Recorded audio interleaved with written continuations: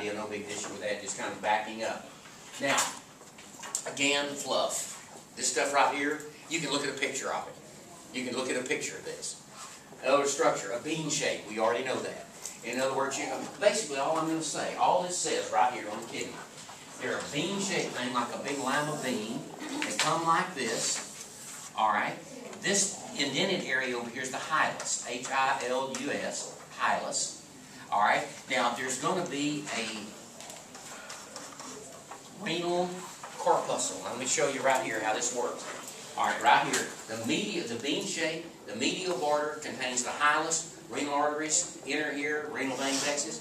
The hilus is an entrance into a cavity known as the renal sinus. All right, this big area right here is the sinus, and inside this area, now artery comes in, vein goes out, but inside this there's a smaller area called the renal pelvis. Now let me show you. You need to see this. The renal vessels and renal pelvis are located in this area known as the sinus. I'm going to show you a picture of that. Let me show you how this works. You can look at it now right here. Now here it is. All right, look at this. All right, here's the kidney. Here it is. Okay, here's the kidney in section. All right, now look, you'll see right here, this says renal pelvis. All right, now you'll see right here, now look at this, y'all. It's like, see this right here? It's showing part of the sinus. The big cavity in here is the sinus. The sinus, it's like the big cavity is the sinus, and there's a smaller cavity in here. That's the pelvis. You see that, James? There's the pelvis. Now, here is the nephron. As urine forms, it forms out and comes down here. Here's the Henle's loop. Here's the distal convoluted tubule. Henle's loop. Here's the proximal tubule, the distal tubule, the collecting duct. All right, now follow this. From the collecting duct, it goes through the renal papillary into the minor calyx, major calyx, pelvis, ureter, bladder to the outside. Look right here. Here's the path of urine drainage. Do y'all see that? From the nephron to the collecting duct, papillary duct, and the renal pyramid. This thing right here is a renal. Okay, look, everybody. This is a renal pyramid right here. That is a pyramid. All right, and so the papillary duct is in the pyramid. It's the base of the pyramid. All right, or this is the apex actually. This is the base. The apex is down here, and the urine trickles through here. Minor calyx, major calyx, pelvis, ureter, bladder. See, it says ureter, and it doesn't show the bladder, but the bladder's on down there. From the bladder to who? Urethra. Good job. Bladder, urethra. Some of this you kind of have a feel for from 2401.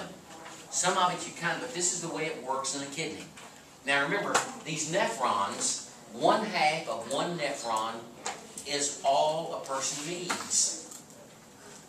However, in fact, I was talking, listen y'all, this will get your attention. See, you're old enough to understand this. You're old enough to understand this. I was talking to somebody that works at a dialysis place. It wasn't in this class. Nobody works at dialysis in here. One of my classes, somebody worked at dialysis. There was a dialysis unit, a place over by the Astrodome, the old Astrodome, over there somewhere. And there's one right down the road in Deer Park, on Center Street. If you go right by that Luby's around there, there's a dialysis place. And I was asking this student, I said, what? You see a lot of people coming in, obviously, because that's where she works, a lot of people coming in for dialysis. I said, what is the main cause of a person needing dialysis? What leads to that mainly? She said, high blood pressure. High blood pressure is detrimental to kidneys. It is detrimental to kidneys. Always, you need to know your blood pressure. You need to know your blood pressure. Don't be embarrassed about your blood pressure. You need to know your blood pressure. You need to know if it's a little high. Like I have to monitor mine. And you know well that I do a lot of aerobic conditioning. I do a whole lot of aerobic conditioning. But still I have to monitor my blood pressure. I really have to watch it. I have to watch my dadgum blood pressure. And it doesn't get out of, I don't let it ever get out of hand, but I watch it. I just watch it because it's one of those congenital things. It runs in the family. As they say, how many of you have heard that say, runs in the family? You heard that one before? Now you know that runs in the family means a genetic situation. How many of you, for example, is there hypertension in your families? All right, I see several hands. Most of you don't know then. The rest of you, your family's perfect? You don't know? Okay. All right. All right. But anyway, no, there it is.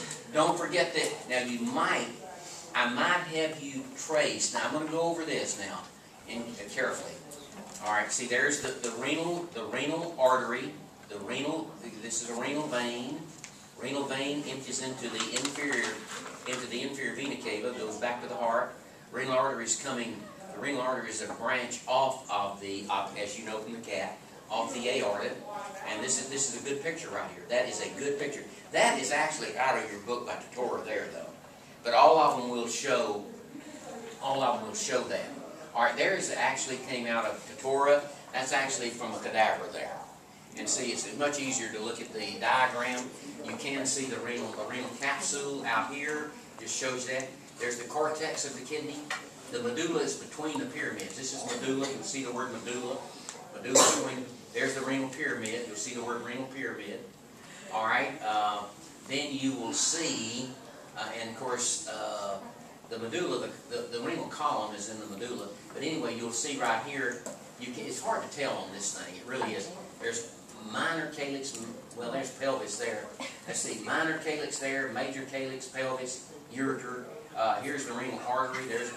It'd be difficult to die on a cadaver, wouldn't it? Because see, the things are not colored red and blue. They're not red and blue, so it'd be kind of hard, wouldn't it, to tell artery from vein. You know, I never have dissected a cadaver. I never was in a situation where I dissected a cadaver. I just never did. All right, but anyway, there's it right there. That'd be a terrible thing to stuff. Okay, class. Okay, class, we're getting ready to dissect a cadaver. They pull your cadaver out of the freezer. Oh, that's old Uncle Bob. That'd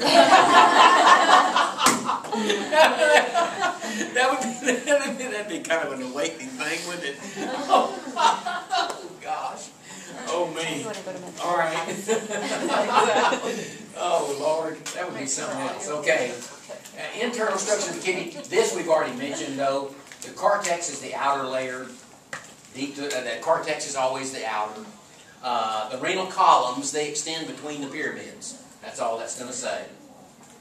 And they pass into the medulla, but the columns do. They're between the pyramids, actually. And then the medulla, deep to the cortex, consists of, the medulla, and it consists of several triangular structures called pyramids.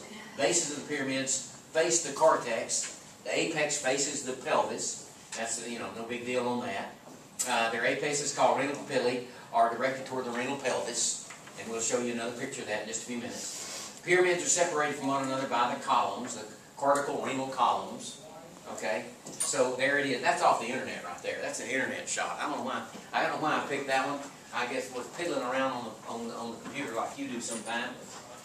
I'll tell you what I did Google yesterday. We were talking in 2401. We were going over the sheep rank, and I'm going to tell y'all a sad story.